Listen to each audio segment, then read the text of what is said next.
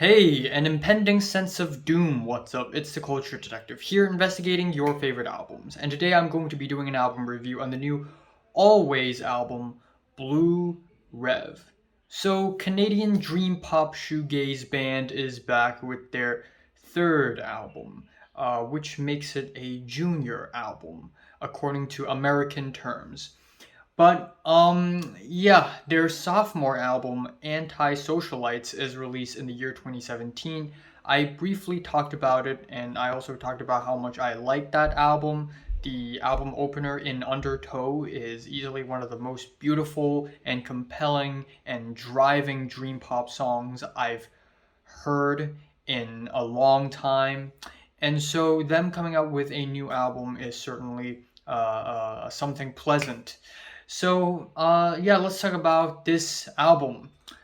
The album starts off with Pharmacist, and I don't know what's with Alvvays and their album openers, but damn, this is such a good album opener. It just starts off with a euphoric, dreamy banger. The amateurish young vocals is not great by itself, but when complemented with the very dense, thick layers of guitars and the peppy, faint drums, it just becomes a beautiful wash of light blue and light pink and light yellow, and it is dreamy as hell.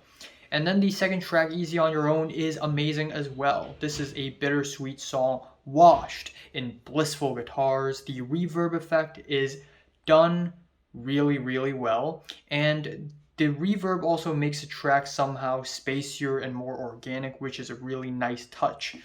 After the Earthquake is an awesome jangle pop track. The guitar instrumentals almost sounds like it came out of a Cure song.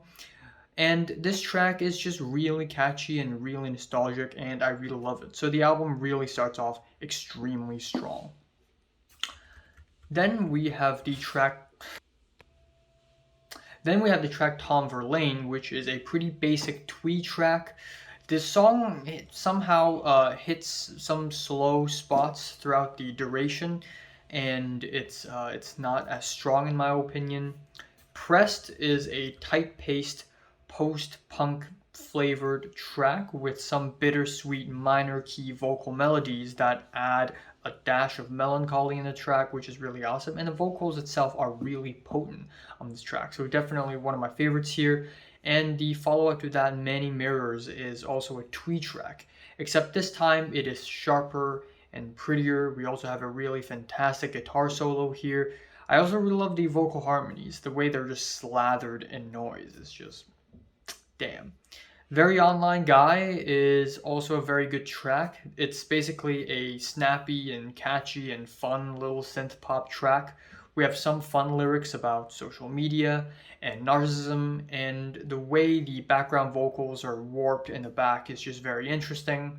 Velveteen, another good song with a soft, fluffy dream pop cruiser, some 80s keyboards and simple sequence beats. The track is solid from front to back. Tile by Tile, another good song. We have a lush dream pop ballad that is soft and washed out, but in a very, very gorgeous fashion. And then that is followed with Pomeranian Spinster, another good track. This is another post-punk flavor track here, and you know me, I'm a sucker for post-punk, and seeing the band take this dream pop style and put it on top of a post-punk track is just awesome, because this track is quirky and flavorful, it's speedy, it's fun. The distortion on the guitars are really unexpected, and I really like that. Belinda says the songwriting on this track is a little bit weaker than other tracks in my opinion, even though the production is kind of strong. So yeah, a little bit forgettable. And I can say something similar to the next track, Bored in Bristol. I like the groovy bass line, but the synth pop instrumental is really muffled, so the whole track just kind of goes by. It's kind of forgettable. Lottery Noise is a really good track though. I love the distorted, nostalgic, dreamy, stargazy rock music on this track. I love the euphoric ascending vocals in the chorus as well. And the album ends off kind of weak with Fourth Figure. The track is basically 1 minute and 20 seconds long with simple vocals and simple synths. I don't really know why this track is so short in comparison with the rest of the album, especially given that this is the album ending. So yeah, a little bit underwhelming. And even though there are tons of highlights on the album, I do have to say that I wish to see more versatility from the band. A lot of the tracks here are great, but I just wish to see them go a little further perhaps. But overall, I think this is a really solid album, and I am giving the new Alvvays album, Blue Rev, a decent 8 out of 10. So, have you listened to the new Alvvays album? From 1 to 10 numbers, just rate it, like it, and subscribe if you want more.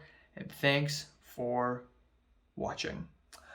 So yeah, there are tons of albums for me to review still. There's the new Gilla Band. Somebody recommended the album to me on Rate Your Music. There's the new Open Mike Eagle. King Giz has released the next album, and there's apparently a new Clarence Clarity album, but I can't really find it anywhere. So there's that.